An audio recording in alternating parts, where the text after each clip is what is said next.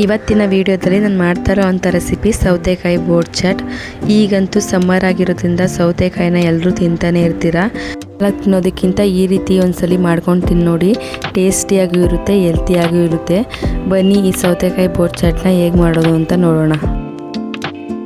ಇಲ್ಲಿ ನಾನು 2 ಸೌತೆಕಾಯಿನ ತಗೊಂಡು ಸಿಪ್ಪೆ ತೆಗೆದು ಇಟ್ಕೊಂಡಿದ್ದೀನಿ. ಸೌತೆಕಾಯಿನ ಮಧ್ಯಕ್ಕೆ 2 ಭಾಗ ಮಾಡಿ ಅದರೊಳಗಿರೋ ತಿರುಳನ್ನು ಬೇರೆ ಮಾಡಬೇಕು. ಅಂದರೆ ನಾನಿಲ್ಲಿ ವಿಡಿಯೋದಲ್ಲಿ ತೋರಿಸ್ತಾ ಇರೋ ರೀತಿ ಒಂದು ಸ್ಪೂನ್ ಸಹಾಯದಿಂದ ನಿಧಾನವಾಗಿ ಅದರೊಳಗಿರೋವಂಥ ತಿರುಳನ್ನು ತೆಗಿಬೇಕು. ಇದೇ ರೀತಿ ಎಲ್ಲ ಸೌತೆಕಾಯಿ ತಿರುಳನ್ನು ಸಹ ತೆಕ್ಕೋತಾ ಇದ್ದೀನಿ. ಆದಷ್ಟು ಬೀಜ ಇಲ್ಲದೆ ಇರೋವಂಥ ಸೌತೆಕಾಯಿನ ಯೂಸ್ ಮಾಡಿ. ಎಳೆ ಸೌತೆಕಾಯಿನ, ತೀರ ಸೌತೆಕಾಯಿ ಯೂಸ್ ಮಾಡಿದ್ರೆ ಟೇಸ್ಟ್ ಅಷ್ಟು ಚೆನ್ನಾಗಿ ಬರಲ್ಲ. ಯಾಕಂದರೆ ಈ ತಿರುಳನ್ನ ನಾವೀಗ ರುಬ್ಕೋಬೇಕು. ಒಂದು ಮಿಕ್ಸಿ ಜಾರ್ನ ತಗೊಂಡಿದ್ದೀನಿ, ಅದಕ್ಕೆ ತೆಗೆದಿಟ್ಕೊಂಡಿರೋವಂಥ ತಿರುಳನ್ನ ಸೇರಿಸ್ತಾ ಇದ್ದೀನಿ.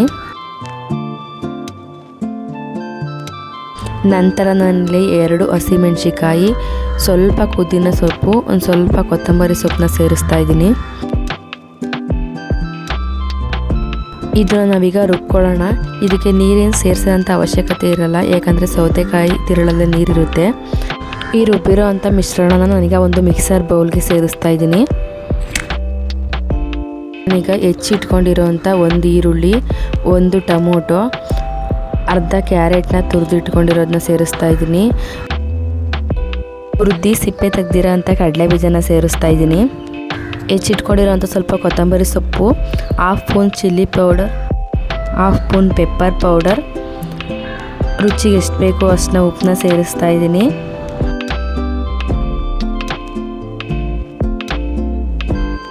ಅರ್ಧ ಹೋಳು ನಿಂಬೆಹಣ್ಣ ಸೇರಿಸ್ತಾ ಇದ್ದೀನಿ.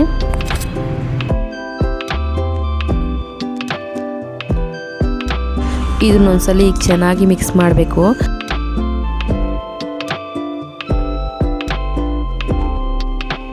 ಈಗ ಮಿಕ್ಸ್ ಮಾಡಾಗಿದೆ.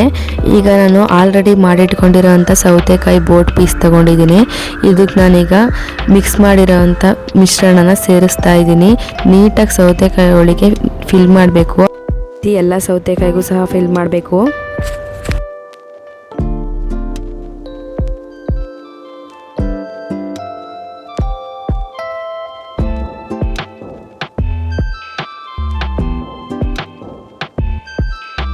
ಈಗ ಎಲ್ಲದಕ್ಕೂ ಕೂಡ ಫಿಲ್ ಮಾಡಾಗಿದೆ.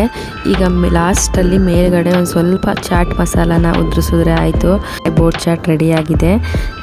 ಇದಂತೂ ಮಕ್ಕಳಿಗೆ, ದೊಡ್ಡವ್ರಿಗೆ ಎಲ್ಲರೂ ಕೂಡ ತುಂಬ ಇಷ್ಟ ಆಗುತ್ತೆ.